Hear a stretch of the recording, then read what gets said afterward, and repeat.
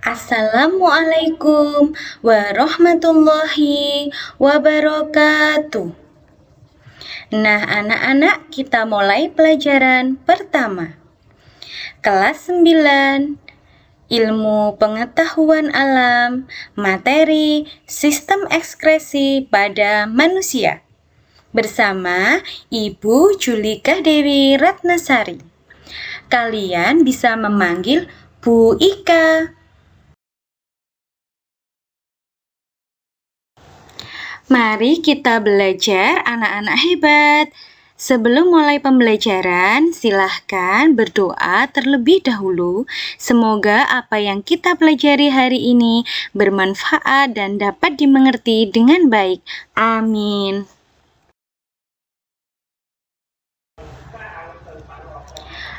Pengertian ekskresi. Ekskresi adalah proses pengeluaran sisa dari metabolisme yang tidak diperlukan lagi dan dikeluarkan dari dalam tubuh.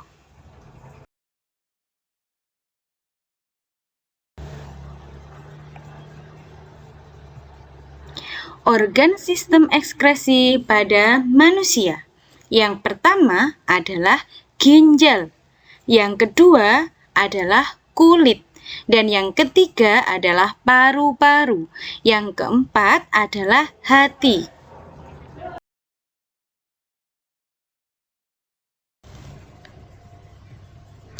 Nah, anak-anak, yang pertama yang akan kita pelajari adalah ginjal. Bagaimana ya bentuk ginjal? Ginjal memiliki bentuk seperti biji kacang yang mempunyai warna merah. Posisinya berada di kanan dan kiri tulang pinggang. Jadi, manusia memiliki sepasang ginjal. Fungsi ginjal. Yang pertama, untuk menyaring darah dan zat sisa yang dikeluarkan berupa urin. Yang kedua, untuk mengatur keseimbangan air dalam darah. Yang ketiga, untuk mengatur konsentrasi atau tingkat kejenuhan garam di dalam darah.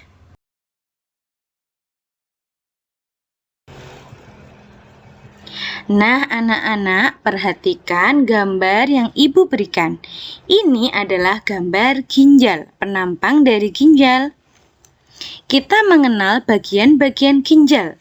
Yang pertama adalah kulit ginjal atau disebut dengan korteks. Terdapat nefron yang mempunyai fungsi sebagai alat penyaring. Untuk setiap nefron terdiri dari badan Malpighi yang terdiri dari glomerulus dan kapsula Bowman. Yang kedua adalah sumsum ginjal atau sering disebut dengan medula. Terdiri dari badan-badan yang mempunyai bentuk seperti kerucut yang disebut juga sebagai piramida ginjal. Yang ketiga adalah rongga ginjal atau disebut dengan pelvis ginjal. Merupakan tempat untuk menampung dari urin yang mempunyai sifat sementara sebelum nanti dialirkan melewati pembuluh halus yang terdapat pada sumsum tulang belakang.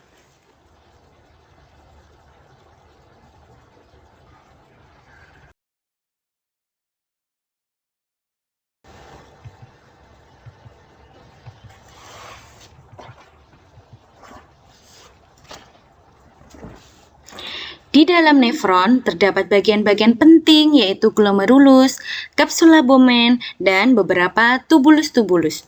Tubulus yang paling dekat dengan kapsula Bowman disebut dengan tubulus contortus proximal, yang dilanjutkan dengan lengkung Henle, yang mana lengkung ini menghubungkan antara tubulus contortus proximal dengan tubulus contortus distal.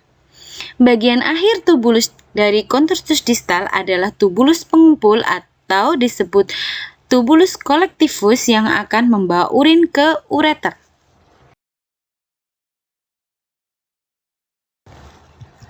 Nah, anak-anak, bagaimana ya proses terbentuknya urin?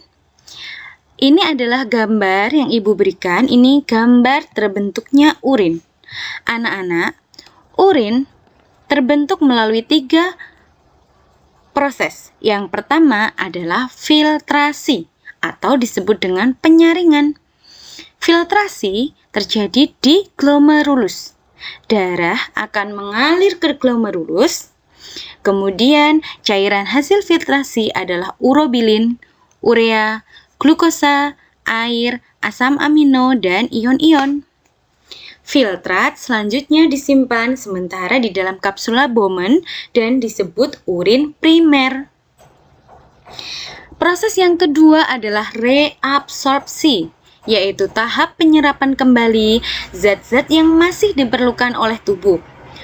Urin primer yang terbentuk pada tahap filtrasi masuk ke tubulus contortus proximal. Cairan yang dihasilkan disebut dengan urin sekunder yang mengandung air, garam, urea, dan urobilin. Selanjutnya akan mengalir ke lengkung Henle. Di lengkung Henle ini juga masih terjadi penyerapan air ya. Air masih diserap di situ. Kemudian urin sekunder ini akan mengalir ke tubulus contortus distal. Di dalam sini akan terjadi proses yang disebut dengan augmentasi. Proses augmentasi yaitu pengeluaran zat-zat yang tidak diperlukan lagi oleh tubuh, dan di sini membentuk urin sesungguhnya. Setelah dari tubulus contortus distal akan masuk ke ductus collectivus.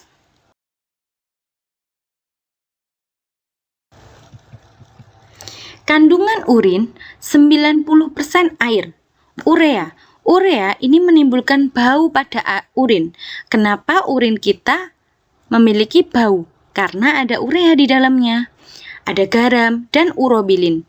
Urobilin adalah pemberi warna kuning pada urin. Nah, anak-anak, untuk perjalanan urin sendiri, dari ginjal, urin akan ke ureter. Setelah dari ureter, urin akan ke kandung kemih, baru ke uretra. Di dalam kandung kemih, urin akan disimpan sementara. Ketika kandung kemih nanti akan penuh, baru nanti kita akan merasakan ingin pisah. Adalah penjelasannya. Mengapa kita tidak buang air kecil terus-menerus? Karena urin tidak langsung dikeluarkan, tetapi urin disimpan di mana? Di kandung kemih. Apabila kandung kemih penuh, maka otot kandung kemih akan meregang dan menimbulkan terkirimnya rangsangan ke otak supaya kita buang air kecil. Nah, anak-anak, sedikit dan banyaknya urin sangat tergantung kepada banyaknya air yang kita konsumsi. Dan urin yang kita hasilkan juga mempengaruhi kesehatan kita. Kita dapat mengecek apakah kita sudah banyak mengkonsumsi air atau belum dari warna urin. Warna urin yang cenderung pekat seperti teh, coklat, itu menandakan bahwa kita kurang minum air. Sedangkan urin yang berwarna bening seperti air atau sedikit saja warna coklat itu menandakan bahwa kita cukup minum air.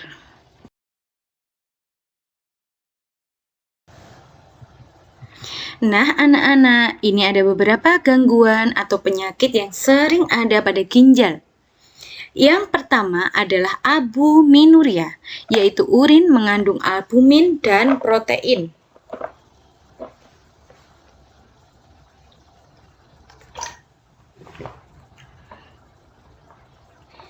Kedua adalah batu ginjal, yaitu adanya endapan garam kalsium di dalam kandung kemih. Ini sering sekali terjadi ya anak-anak. Biasanya akan dilakukan operasi ringan atau penyinaran supaya garam kalsium larut atau hilang. Ya. Yang ketiga adalah hematuria, yaitu urin mengandung darah karena adanya kerusakan pada glomerulus. Ini bisa diketahui kalau kita lagi kencing dan ternyata ada darah yang keluar. Untuk selanjutnya, nomor 4 adalah diabetes insipidus, yaitu sering buang air kecil karena tidak adanya ADH, hormon antidiuretik, dan urin diproduksi secara terus-menerus. Yang kelima adalah gagal ginjal, yaitu ginjal tidak dapat menjalankan fungsinya dengan baik sehingga harus dibantu dengan cuci darah. Cuci darah sendiri ini adalah tidak bisa dilakukan sekali dua kali anak-anak. Cuci darah itu dilakukan terus-menerus ketika di dalam tubuh sudah banyak endapan karbon dioksidanya. Tubuh yang mengalami gagal ginjal biasanya diawali dengan pembengkakan di bagian-bagian tubuh. Nah, itu menandakan bahwa darah di dalam tubuh sudah kaya akan karbon dioksida, sehingga harus dilakukan cuci darah. Bagaimana supaya tidak cuci darah? Kalau orang yang terkena gagal ginjal itu bisa dilakukan dengan pencangkokan ginjal.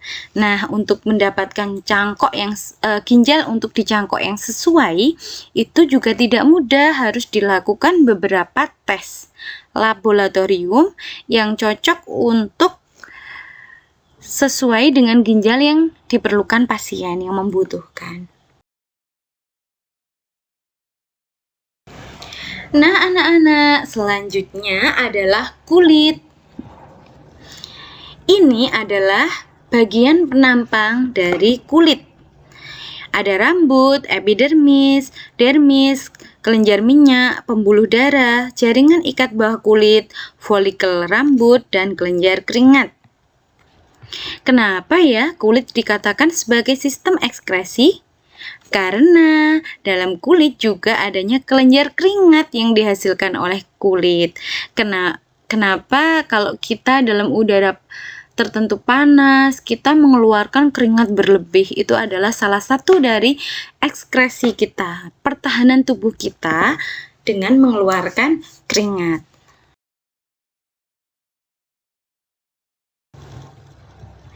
Fungsi kulit. Yang pertama, kulit berfungsi untuk mengatur suhu badan.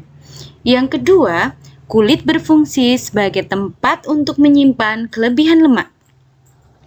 Fungsi yang ketiga, kulit berfungsi sebagai tempat untuk mengubah provitamin D menjadi vitamin D dengan bantuan sinar matahari.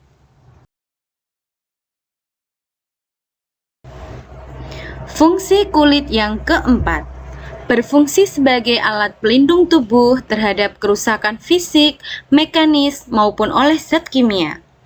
Yang kelima, kulit berfungsi sebagai alat ekskresi dalam wujud keringat. Keenam, kulit berfungsi sebagai tempat indera peraba dan perasa.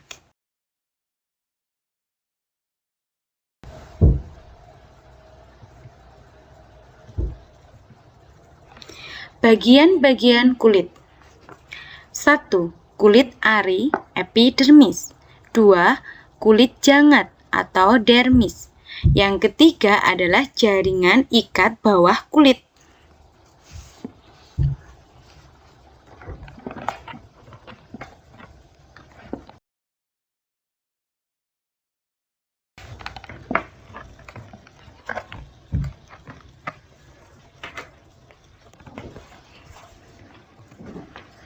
Ini adalah gambar dari penampang kulit. Nah, bisa dilihat ya gambarnya. Epidermis terdiri dari lapisan tanduk dan lapisan malpighi. Kemudian dermis terdiri dari kelenjar keringat, kelenjar minyak, dan beberapa dari saraf. Kemudian jaringan ikat itu terdiri dari lemak-lemak.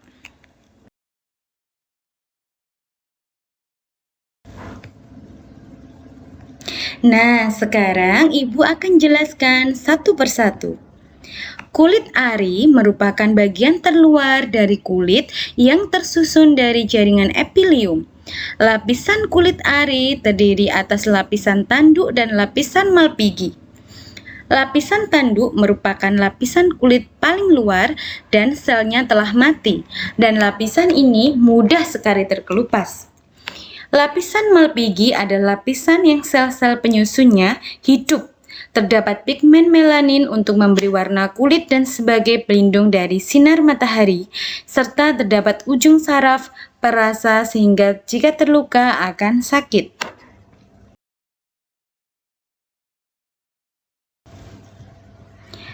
Kulit jangat terdapat di bawah lapisan epidermis, yang mana lapisan kulit jangat terdapat kelenjar keringat, kelenjar minyak, pembuluh darah, dan ujung saraf. Kelenjar keringat akan mengeluarkan keringat melewati saluran keringat yang bermuara dari pori-pori. Kelenjar minyak terdapat di sekitar batang rambut dan berfungsi memelihara rambut supaya tidak kering. Pada pembuluh darah akan menyalurkan zat-zat makanan ke akar rambut. Ujung saraf terdiri dari ujung saraf perasa dan peraba.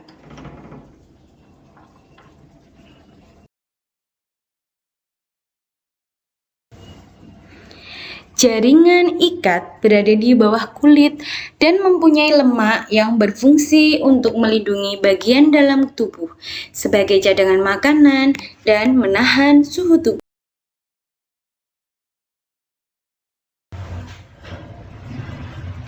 Mengapa ya tubuh mengeluarkan keringat? Keluarnya keringat dari tubuh mempunyai fungsi untuk mengatur suhu tubuh. Saat suhu udara panas, maka keringat akan keluar dan menguap, sehingga dengan demikian suhu tubuh akan menurun dan stabil. Kandungan keringat. Keringat mengandung garam-garam mineral, urea, dan juga amonia. Itulah mengapa saat kita berkeringat, kita merasa bau dan juga lengket.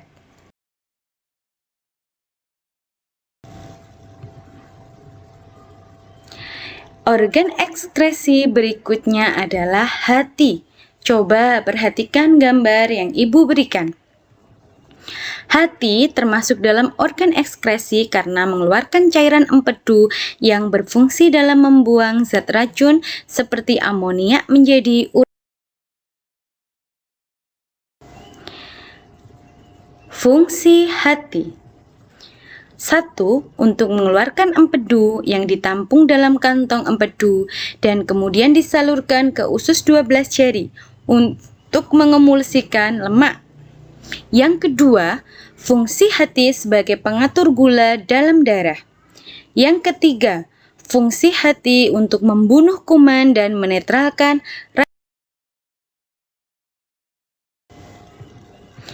Selanjutnya, fungsi hati untuk membentuk urea yang merupakan sisa pencernaan dari protein.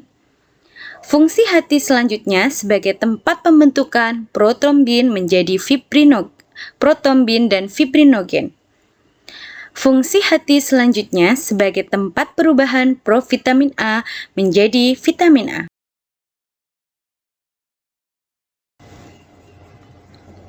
Hati juga mempunyai peran dalam perombakan sel-sel darah merah yang telah tua dan sudah tidak berfungsi dengan baik. Hasil dari penghancuran sel-sel darah merah kemudian ditampung di dalam empedu, kemudian dikeluarkan menjadi cairan empedu yang mempunyai peran dalam proses pencernaan makanan. Gangguan penyakit pada hati. Gangguan penyakit yang paling sering menyerang hati adalah hepatitis. Hepatitis disebabkan oleh virus yang mana penularannya dapat melalui makanan, minuman, jarum suntik, dan transfusi darah. Pada penyakit hepatitis, sel hati mengalami kerusakan sehingga zat warna empedu menyebar ke seluruh tubuh dan dapat mengakibatkan tubuh menjadi warna kekuningan. Paru-paru. Nah, ini adalah gambar penampang paru-paru ya, Nak. Jadi, paru-paru manusia itu ada kanan dan ada kiri, seperti itu. Paru-paru merupakan bagian dari sistem ekskresi pada manusia karena mengeluarkan karbon dioksida. Proses ekskresi terjadi bersamaan dengan proses respirasi karena karbon dioksida dan uap air yang dikeluarkan dalam fase ekspirasi merupakan proses dari ekskresi.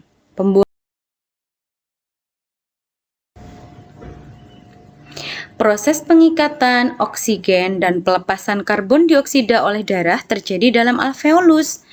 Alveolus merupakan bagian dari paru-paru yang berupa gelembung-gelembung kecil. Pengeluaran karbon dioksida dan uap air tersebut melalui proses respirasi dan inspirasi.